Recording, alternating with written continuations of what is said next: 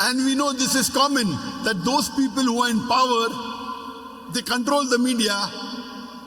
And as you know, the media can convert black into white, day into night, hero into a villain, villain into a hero.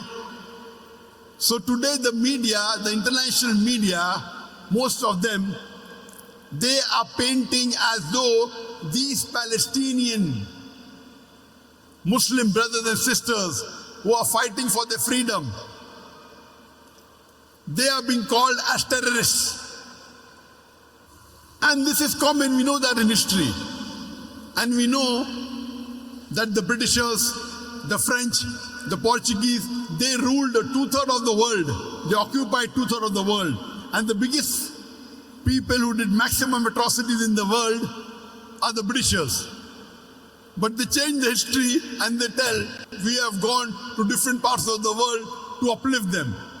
They did nothing but robbed many countries of the world.